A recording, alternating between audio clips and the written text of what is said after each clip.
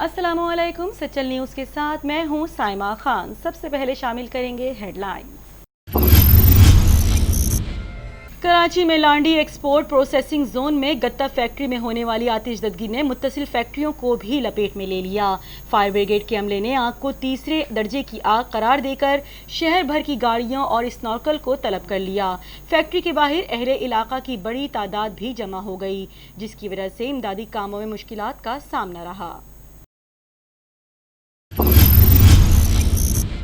वफाकी तरक्याती फंड से कराची में शुरू होने वाले मंसूबों ने सिंध हुकूमत के मेगा प्रोजेक्ट्स को भी मात दे दी। पहली मरतबा तरक्याती कामों पर 2 कंसल्टेंट फर्मों की तकर्रुरी ने ठेकेदारों के पसीने छुड़वा दिए।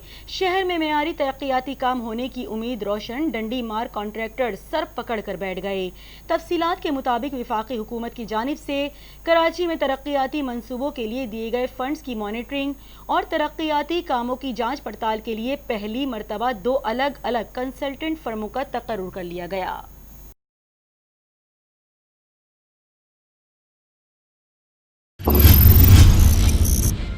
पाकिस्तान मुस्लिम लीग नून की मरकजी सेक्रेटरी इत्तलात मरियम औरंगजेब ने वजीर आज़म इमरान खान को गैर मुल्की शहरियत रखने वाले मुशीरों और वजीरों की बरतरफी का चैलेंज देते हुए कहा कि इमरान खान साहब, आपने कहा था आपकी दोहरी शहरियत हो और आप यहाँ वजीर भी हों, ये नहीं हो सकता। उनका मजीद कहना था कि इमरान साहब गैर मुल्की शहरियत रखने वाले अपने मुशीरों वजीरों से इस्तीफ़ा लें।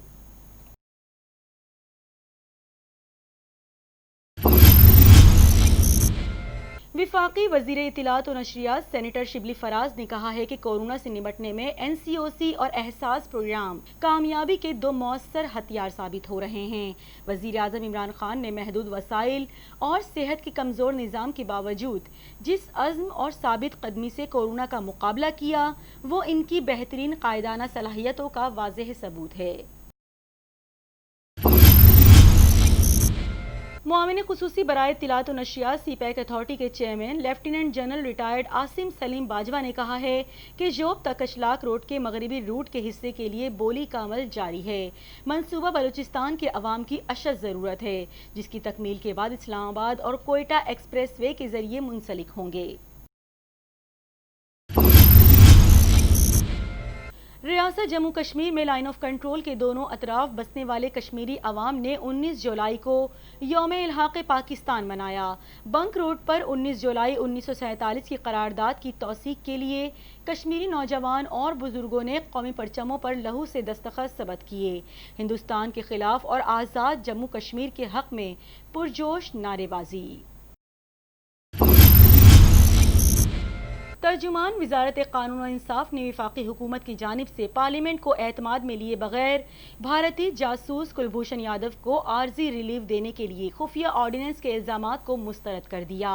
अपने वजाहती बयान में तर्जुमान ने कहा कि इल्ज़ामात बेबुनियाद हैं। भारतीय हुकूमत ने भारतीय शहरी कुलभूषण यादव के ट्रायल और कैद के मामले पर आलमी अदालत इंसाफ में पाकिस्तान के खिलाफ मुकदमा दायर किया, जिसको पाकिस्तान की फौजी अदालत ने अप्रैल 2017 में सजाए मौत सुनाई थी। आबिद अली को 4 रोज़ा इंट्रा स्क्वाड प्रैक्टिस मैच के तीसरे रोज फॉरवर्ड शॉट लेग पर फील्डिंग के दौरान हेलमेट पर गेंद लगी। आबिद अली का CT स्कैन करवा लिया गया, जो नॉर्मल आया है, जबकि आबिद अली को बाकी मानदा मैच के लिए आराम दे दिया गया। बाएं हाथ के बैट्समैन खुशदिल शाह 3 हफ्तों के लिए क्रिकेट से बाहर हो गए हैं। डर्बी में जारी हफ्ते को होने वाले नेट सेशन में बैटिंग के दौरान गेंद लगने के बाइस नौजवान बैट्समैन के बाएं हाथ का अंगूठा फ्रैक्चर हो गया था। खुशदिल शाह फिलहाल डर्बी में जारी 4 रोज़ा इंट्रा स्क्वाड प्रैक्टिस मैच में शिरकत नहीं कर रहे। कॉपीराइट्स और दीगर की बिना पर यूट्यूब की जानिब से मारूफ गुलकारा और मौसीकार हदीका केयानी और तुर्की के गुलकारों अली टोलगा डेमरोटास और टोरगी एवरेन के हटाए गए गाने को दोबारा रिलीज कर दिया गया। इब्तिदाई तौर पर हदीका केयानी और तुर्क गुलकारों के गाने को 13 जुलाई को कश्मीर सेवितास नामी तंजीम और हदीका केयानी के यूट्यूब चैनल पर रिलीज किया गया था, मगर चंद ही घंटों बाद यूट्यूब इंतजामिया ने गाने को दोनों चैनल से हटा दिया, जिसकी इत्तला हदीका केयानी ने भी दी थी। ماہرین امراض جلد نے شہر میں بارش کے بعد جلدی امراض میں اضافے کا خدشہ ظاہر کرتے ہوئے شہریوں کو ہدایت کی کہ صفائی کا خاص خیال رکھیں، صاف پانی پئیں، صاف کپڑے پہنیں، دن میں 1 سے 2 بار نہائیں اور خود کو گرمی سے دور رکھیں تاکہ ان امراض سے محفوظ رہ سکیں۔ معروف ماہر امراض جلد ڈاکٹر عماد کرمانی نے بتایا کہ بارشوں کے بعد جلدی امراض کے مریضوں کی تعداد میں اضافہ ہو جاتا ہے اور زیادہ تر وہ مریض آتے ہیں جنہیں فنگس اور بیکٹیریل انفیکشن ہوتا ہے۔ ویتنامی حکومت نے کہا ہے کہ ملکی ایئر لائن میں زیر ملازمت پاکستانی پائلٹوں کے لائسنس جعلی نہیں ہیں۔ ویتنامی سول ایوی ایشن نے تمام پاکستانی پائلٹس کو کلیئر قرار دے دیا۔ میڈیا رپورٹس کے مطابق ویتنامی دارالحکومت ہنوئی میں حکام نے تصدیق کی کہ ویتنام کی مختلف ایئر لائنز میں کام کرنے والے تمام پاکستانی پائلٹس کے پاس جائز اور صحیح لائسنس موجود ہیں۔ سرکاری بیان کے مطابق کوئی بھی پائلٹ پرواز کے واقعے یا حفاظتی خطرے میں ملوث نہیں رہا۔ پاکستان کرکٹ ٹیم کے سابق کپتان شاہد آفریدی نے کہا ہے کہ ان کا الیکشن میں حصہ لینے کا کوئی ارادہ نہیں۔ پشاور کے علاقے حیات آباد میں ایک اسکول کے دورے کے دوران میڈیا سے گفتگو کرتے ہوئے شاہد آفریدی نے کہا، حکومت کے منصوبے کاغذوں میں ہوں گے لیکن زمین پر نہیں ہیں۔ انہوں نے کہا کہ صحت، تعلیم اور پینے کے صاف پانی کے مسائل ہیں۔ شاہد آفریدی نے بتایا کہ انہوں نے ضلع خیبر کی وادی تیرا کا دورہ کیا جہاں عوام مشکلات کا شکار ہیں۔ معاون خصوصی برائے سیاسی روابط ڈاکٹر شہباز گل نے احسن اقبال کے بیان پر رد عمل کا اظہار کرتے ہوئے کہا کہ نون لیگ نے ترقی کے نہیں تنزلی کے بہت سے کام کیے۔ آپ نے ہمیشہ اس کام میں پیسہ لگایا جس میں کمائی کا موقع ہو۔ ترقیاتی کام ہوئے ہوتے تو ملک ترقی یافتہ ہوتا۔ ایک بیان میں انہوں نے کہا کہ ترقیاں اپنے لیے رکھ کر آپ نے عوام کے حق میں تاریکیاں رکھیں۔ آپ نے قوم کو اورنج لائن اور سستی روٹی جیسے ترقیاتی پروجیکٹ دیے۔ جرمنی نے ترقی یافتہ اور ترقی کی دہلیز پر کھڑے ممالک کے گروپ G20 کے وزرائے خزانہ کے اجلاس میں دنیا کے غریب ترین ممالک کی مدد کے لیے 3 بلین یورو دینے کا وعدہ کیا ہے۔ غیر ملکی خبر رساں ادارے کے مطابق یہ بات جرمن وزارت خزانہ کی طرف سے بتائی گئی۔ برلن میں وفاقی جرمن وزارت خزانہ کی طرف سے ہفتہ 18 جولائی کی رات بتایا گیا کہ چانسلر امریکل کی حکومت نے 3 بلین یورو کی یہ رقم بین الاقوامی مالیاتی فنڈ IMF کو مہیا کرنے کا وعدہ کیا ہے۔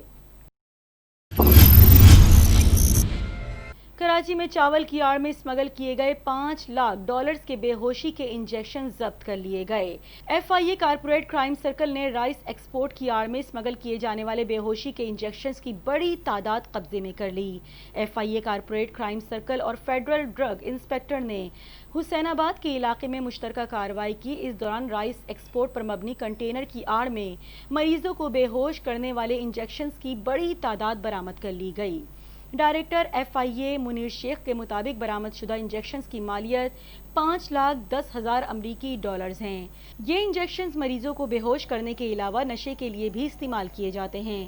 برآمد کیے گئے انجیکشنز 1 کلو والے 170 پیکٹس کی صورت میں رائس کے پیکٹس میں شامل کیے گئے تھے۔ ایکسپورٹ کی غرض سے رائس کنٹینر اور ٹرک قبضے میں کر لیے گئے جبکہ ایک شخص کو گرفتار کر لیا گیا۔ ڈپٹی ڈائریکٹر FIA رؤف شیخ کے مطابق کنسائنمنٹ سیالکوٹ کی MS ٹریڈنگ نامی جعلی کمپنی نے بیلجیم کے لیے روانہ کرنی تھی۔ انجیکشنز کی اسمگلنگ میں ملوث ڈرگ اسمگلر داؤد رحمان گرفتار ہے جبکہ حفظ الرحمان مفرور ہیں۔ بیلجیم حکومت کی جانب سے ڈرگ اسمگلرز کے گروہ کے بارے میں تحقیقات کی تفصیلات فراہم کرنے کی درخواست کی گئی ہے۔ ہیڈ لائنز آپ نے ملاحظہ کی اور اس کے ساتھ ہی نیوز اسٹوڈیو سے فی الحال اتنا ہی۔ مزید خبروں اور اپڈیٹس کے لیے آپ دیکھتے رہیے سچل نیوز۔